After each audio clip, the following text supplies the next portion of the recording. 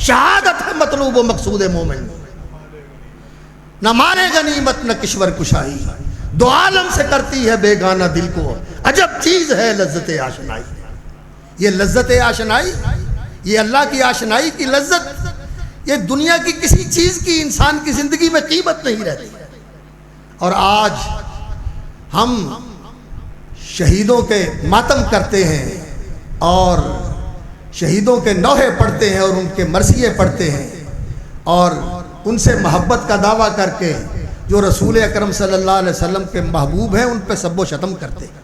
ان پہ بلا تاخیر آپ کے دلوں کی دھڑکن اور ہماری جماعت کا سرمایہ، ترجمان کتاب و سنت، ترجمان مسلک اہل حدیث محترم جناب حافظ مسعود عالم صاحب حفظہ اللہ تعالی، وہ آپ کے سامنے خطاب فرماتے ہیں۔ نحمده ونستعینه ونستغفره ونعوذ باللہ من شرور انفسنا وسیئات اعمالنا، من يهده الله فلا مضل له ومن يضلل فلا هادي له، واشهد ان لا اله الا الله وحده لا شريك له، واشهد ان محمدا عبده ورسوله۔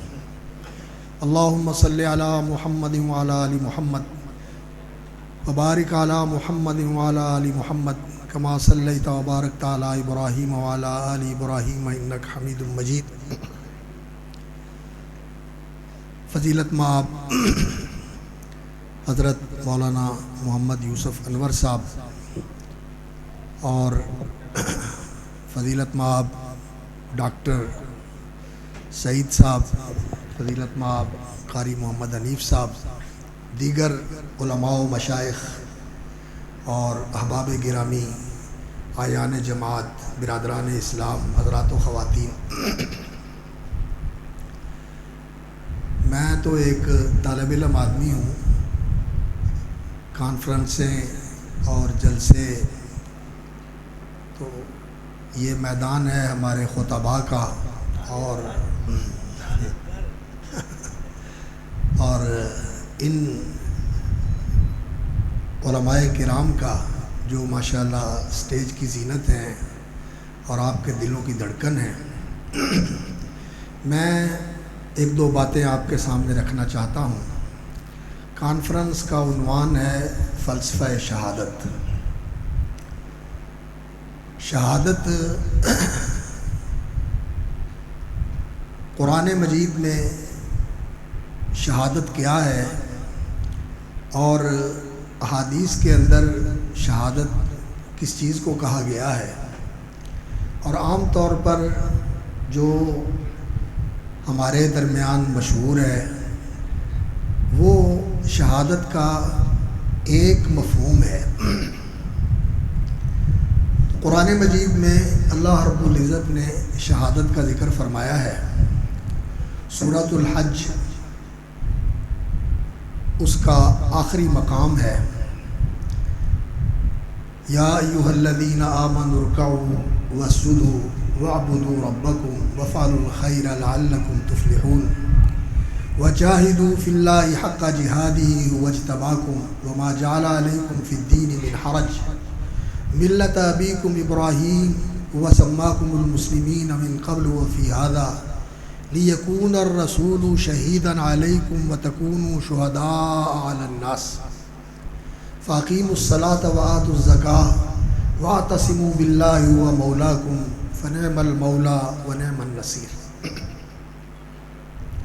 اللہ رب العزت نے اہل ایمان کو مخاطب کر کے یہ خطاب فرمایا ہے، اور یہ اس خطاب کی تفصیل ہے جو قرآن مجید میں اللہ رب العزت نے سارے لوگوں کو مخاطب کر کے فرمایا۔ یا ایھا الناس اعبدوا ربکم، اے لوگو اپنے رب کی عبادت کرو، اپنے رب کی عبادت کرو۔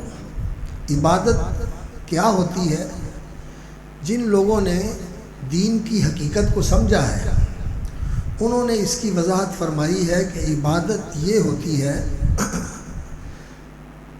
غایت المحبت مع غایت الخضوع والتذلل، انتہا درجے کی محبت، انتہا درجے کی نیاز مندی اور فروتنی، عاجزی اور اللہ کے سامنے خضوع اور اپنے آپ کو اللہ کے سامنے ذلیل کر دینا، بچھا دینا، یہ ہوتی ہے عبادت۔ اور اس عبادت کی جو روح ہے، جو جان ہے، وہ ہے غایت المحبہ، اللہ رب العزت کے ساتھ انتہا درجے کی محبت کرنا۔ اور یہ محبت انسان سے مطلوب ہے کہ وہ اللہ کے سامنے انتہا درجے کی محبت سے اپنے دل کو سرشار کر کے پھر اپنے آپ کو اللہ کے لیے بچھا دے، گرا دے، اللہ کی تعظیم اور اس کی فرما برداری، اس کی وفاداری اور اس کی شکر گزاری کے اندر اپنے آپ کو اس طرح لگا دے کہ اس کی زندگی کا اور کوئی مقصد ہی نہ ہو۔ اور اللہ رب العزت کی محبت کس لیے؟ اس لیے کہ انسان کو اللہ رب العزت نے عقل و شعور سے نوازا ہے، انسان کو فہم و فراست سے نوازا ہے، اور انسان جس چیز کو دیکھتا ہے کہ اس کے اندر خوبی اور کمال ہے، اس کے اندر حسن اور جمال ہے، تو انسان اس سے محبت کرتا ہے۔ تو ساری خوبیاں جو اور سارے کمال اگر کسی کو ملے ہیں تو کس نے دیے ہیں؟ اللہ نے۔ اور وہ کتنی خوبیوں والا ہے، کتنے کمالات والا ہے، اور اگر کسی کو حسن ملا ہے تو اس نے دیا ہے، اگر کسی کو جمال ملا ہے تو اس نے دیا ہے، اور اس کے حسن و جمال کا کیا عالم ہے، کوئی اندازہ کر سکتا ہے، کوئی تصور کر سکتا ہے؟ تو انسان جو حسن و جمال کا پیدا کرنے والا اور عطا کرنے والا ہے، جو خوبیاں اور کمالات بخشنے والا ہے، اور وہ خود ان خوبیوں اور کمالات سے متصف ہے اور اس حسن و جمال سے متصف ہے جہاں تک انسان کے تصور اور تخیل کی رسائی نہیں ہو سکتی، تو سب سے زیادہ پیار پھر انسان کے دل میں اس اللہ کا ہونا چاہیے، اس لیے کہ وہ جمیل ہے اور وہ حسین ہے اور اس نے حسن بخشا ہے، اور انسان حسن سے پیار کرتا ہے، اور یہ جو حسن ہے یہ تو اس کا دیا ہوا ہے، اور یہ تو اسی لیے ہے کہ یہ دیکھ کر انسان کو اس کا حسن یاد آئے کہ جس نے اس کو عطا کیا ہے وہ خود کتنا حسین ہوگا۔ اس کے حسن کو انسان سامنے رکھے، اس کے جمال کو سامنے رکھے، اور اس کے حسن و جمال کا یہ عالم ہے۔ رسول اکرم صلی اللہ علیہ وسلم نے فرمایا لو کشف عن وجہی، اللہ رب العزت کے حسن و جمال اور اس کے نور اور اس کی تابانی کا یہ عالم ہے کہ اگر اللہ رب العزت جو نور کا پردہ اپنے سامنے رکھا ہوا ہے، اگر وہ نور کا پردہ اللہ رب العزت ہٹا دیں، لأحرقت سبحات وجہی من انتہا الیہ بصرہ، تو جہاں تک اللہ رب العزت کی نگاہ پہنچتی ہے وہ ساری چیزیں بھسم ہو کے رہتی ہیں، اس کے حسن کی تابانیوں کا کوئی سامنا نہیں کر سکتا، کوئی تحمل نہیں کر سکتا، کوئی برداشت نہیں کر سکتا۔ تو سب سے حسین اور جمیل تو اللہ کی ذات ہے۔ ان اللہ جمیل یحب الجمال، رسول اکرم صلی اللہ علیہ وسلم نے فرمایا۔ اور اللہ رب العزت کے پاک ناموں میں محسن نام بھی ہے، حسن والا۔ اللہ رب العزت کے پاک ناموں میں محسن یہ اسماء حسنہ میں سے ہے، حسن والا ہے وہ، اور حسن بخشنے والا ہے وہ۔ تو حسن و جمال کے ساتھ پیار کرنا ہے تو سب سے بڑا حسن و جمال والا کون ہے؟ اللہ۔ تو پیار پھر کس سے کرنا چاہیے؟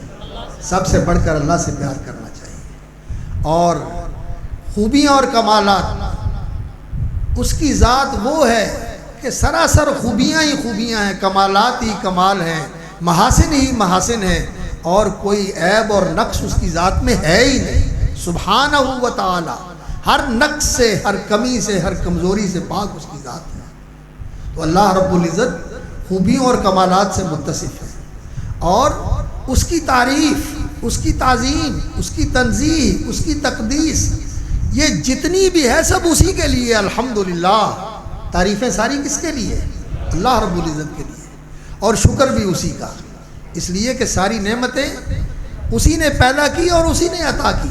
سب کچھ کائنات کے اندر جو ہے موجود، یہ اس کی تخلیق ہے، اور اس کی رحمت کا اور اس کی حکمت کا اور اس کی نوازش کا یہ مظہر ہے۔ اللہ رب العزت نے یہ سب کچھ بنایا ہے، اور ہمارے لیے بنایا ہے. سخر لکم ما فی السماوات و ما فی الارض جمیعا منہ.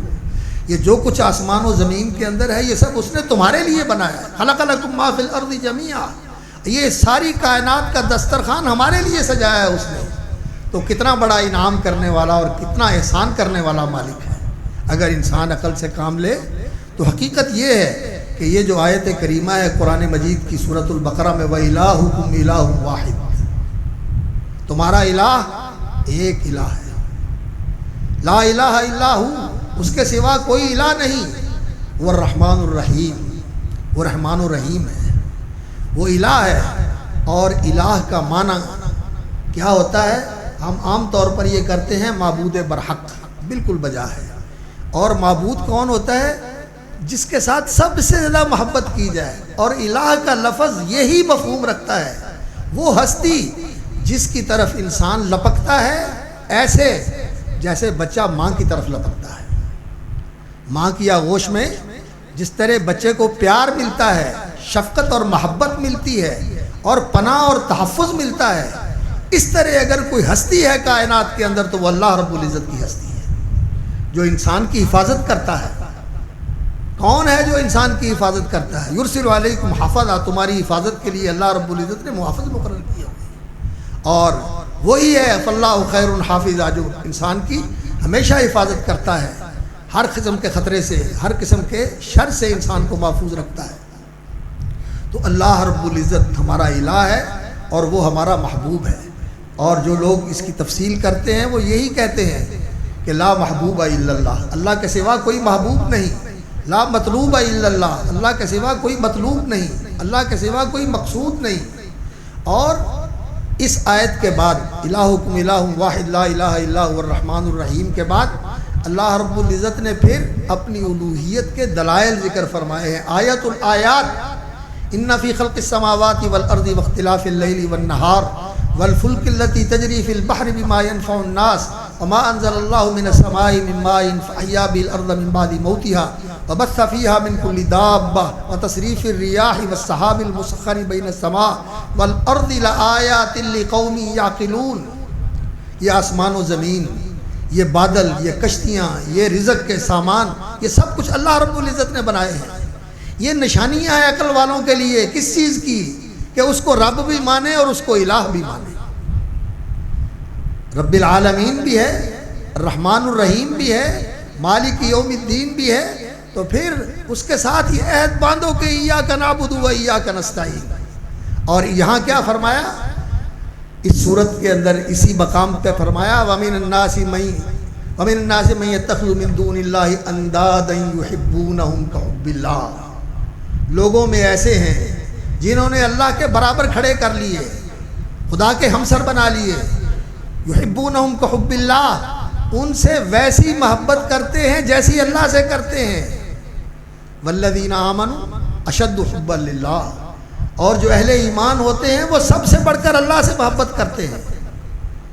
ان کے سامنے سب سے بڑھ کر ذات اور ہستی ہے تو اللہ رب العزت کی, اور اس کی محبت ساری محبتوں پر غالب ہے. اور اللہ رب العزت کی محبت کا پھر یہ تقاضا ہے کہ جو اللہ کا محبوب ہے اس کے ساتھ محبت کی جائے. اللہ کے محبوبوں میں سب سے بڑھ کر اللہ کے نبی, انبیاء اور رسول اللہ کے محبوب ہیں. انبیاء اور رسول سے محبت کرنا یہ اللہ کی محبت کا تقاضا ہے. اس لیے جو محبوب کا محبوب ہو اس سے بھی انسان کو محبت کرنی ہوتی ہے. جو اس کا دشمن ہو اس سے دشمنی, اور جو اس کا محبوب ہے اس سے محبت. تو رسول اللہ صلی اللہ علیہ وسلم سے محبت, یہ بھی اللہ کی محبت ہی کا تقاضا ہے, یہ اللہ کی محبت ہی کا تقاضا ہے.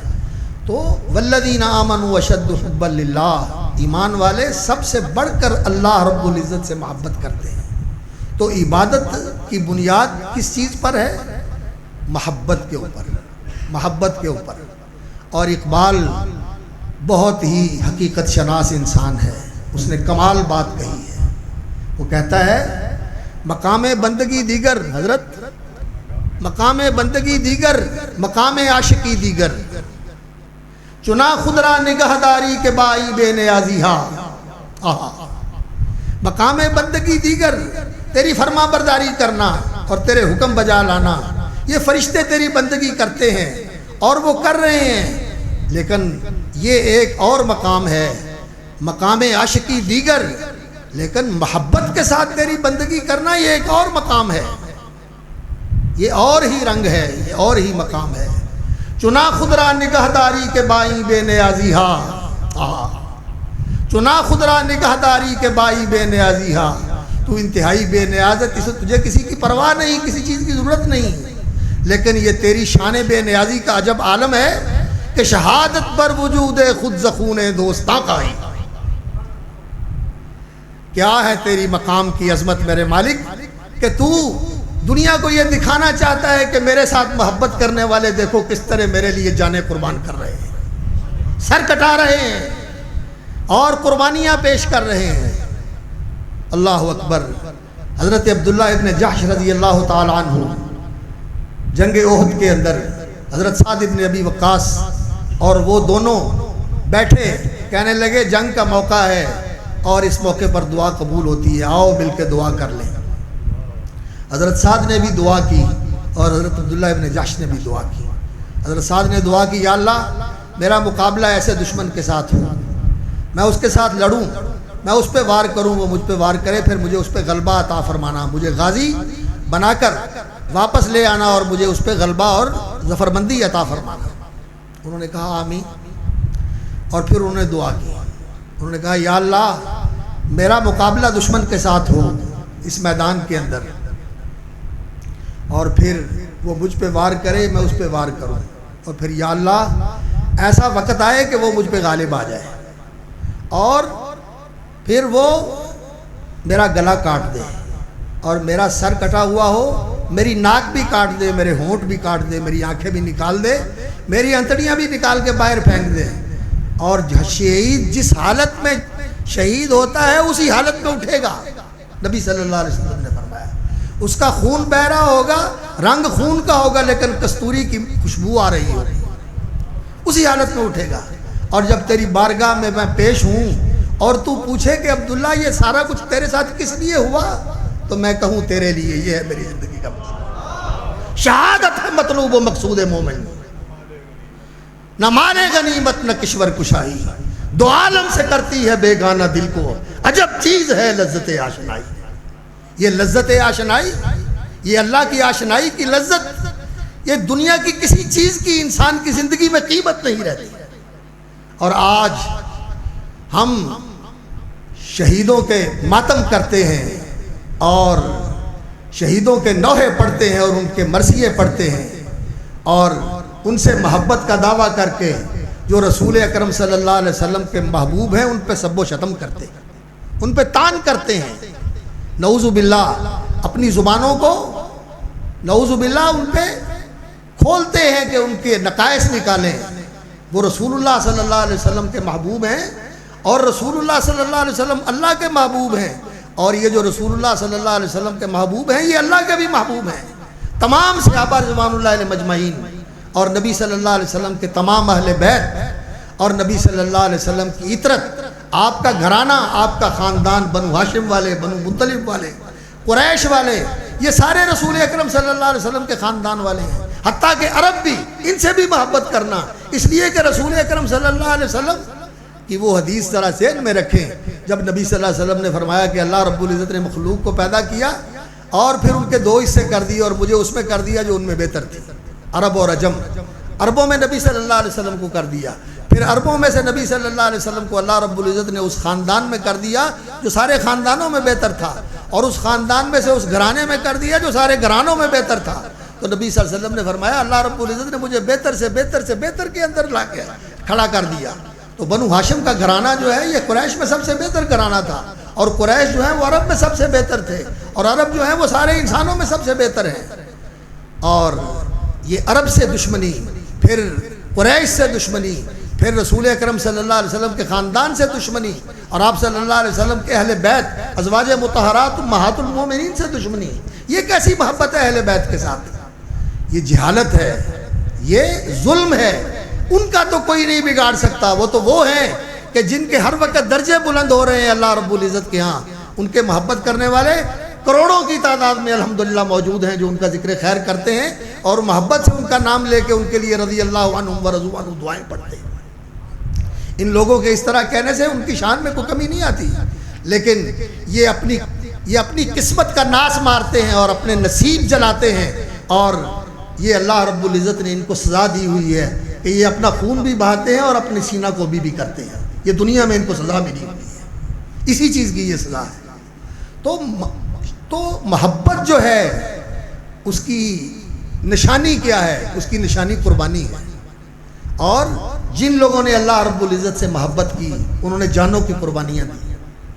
جنگ احد کے اندر، جنگ بدر کے اندر رسول اکرم صلی اللہ علیہ وسلم کے صحابہ نے اللہ رب العزت کی محبت کا تو یہ عالم دیکھا۔ آپ نے عبداللہ ابن جاش رضی اللہ تعالیٰ عنہ اور حرام ابن ملحان رضی اللہ تعالیٰ عنہ، وہ جو رسول اکرم صلی اللہ علیہ وسلم نے ایک جماعت بھیجی تھی قراء کی، جن کے ساتھ دھوکہ کیا گیا اور ان کو مظلومانہ شہید کر دیا گیا، تو جس آدمی نے نیزہ مارا حضرت حرام ابن ملحان کے پیٹ میں جو کمر سے پار ہو گیا، تو وہ کہتا ہے جب میں نے نیزہ مارا ان کے پیٹ میں اور وہ ان کی کمر سے پار ہو گیا تو ان کے منہ سے جو الفاظ نکلے انہوں نے مجھے ہلا کے رکھ دیا۔ وہ الفاظ کیا تھے؟ فزت ورب الکعبہ، رب کعبہ کی قسم میں کامیاب، کہ جان جس نے دی تھی اس کے لیے دے دی، اس کے بڑی اور زندگی کی سعادت کیا ہے؟ تو شہادت جو ہے یہ محبت کی نشانی ہے، اور اللہ رب العزت نے یہ قرآن مجید میں فرمایا ہے یعلم اللہ الذین آمنوا ویتخذ منکم شہداء، اللہ تعالیٰ تم میں سے وہ لوگ دکھانا چاہتا ہے جو اہل ایمان ہیں، اور اللہ رب العزت تم میں سے شہید لینا چاہتا ہے۔ وہ جو اقبال کی بات ہے کہ شہادت پر وجود خود زخون دوستاں کا، تو دنیا کو بتانا چاہتا ہے کہ یہ ہیں میرے ساتھ محبت کرنے والے، جو میرے لیے جانیں بھی پیش کرتے ہیں، مال بھی پیش کرتے ہیں، گھر بار بھی جنہوں نے چھوڑ دیے، رشتہ دار بھی جنہوں نے چھوڑ دیے۔ حضرت ابو عبیدہ رضی اللہ تعالیٰ عنہ جنگ بدر کے اندر ان کے والد جراح نعوذ باللہ اللہ کی توحید کا انکار کر رہے ہیں، شرک کا پرچار کر رہے ہیں، اور شرک کی حمایت میں سامنے آ گئے ہیں۔ ابو عبیدہ نے چاہا کہ میں پہلو بچا کے نکل جاؤں، لیکن جب دیکھا کہ اس کی زبان سے شرک کا پرچار ہو رہا ہے اور توحید کا انکار ہو رہا ہے، تو بڑے اور تلوار چلائی، سر اڑا دیا، بیٹے نے باپ کا سر اڑا دیا۔ شہادت اس کا نام ہے، محبت اس کا نام ہے، اور حق کی گواہی اس کا نام ہے جو ان صحابہ نے دی۔ اور سید الشہداء حمزہ رضی اللہ تعالیٰ عنہ، اللہ اکبر، جن کی شہادت رسول اکرم صلی اللہ علیہ وسلم نے ان کو سید الشہداء کہا۔ اور پھر اسلام کی تاریخ شہداء کی تاریخ ہے، اسلام کی تاریخ میں وہ ایک شہید ہے۔ شہیدوں کی عصر نبوت کے اندر حضرت سمیہ رضی اللہ تعالیٰ عنہ سے یہ شہادت کے سلسلے کا آغاز ہوتا ہے۔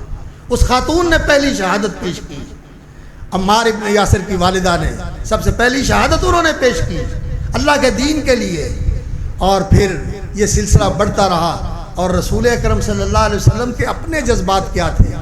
فرماتے ہیں کہ وددتو، میں یہ چاہتا ہوں ان اقتل فی سبیل اللہ، کہ اللہ کے راستے میں میں شہید کیا جاؤں، پھر زندہ کیا جاؤں، پھر شہید کیا جاؤں، پھر زندہ کیا جاؤں، پھر شہید کیا جاؤں، پھر زندہ کیا جاؤں، پھر شہید کیا جاؤں۔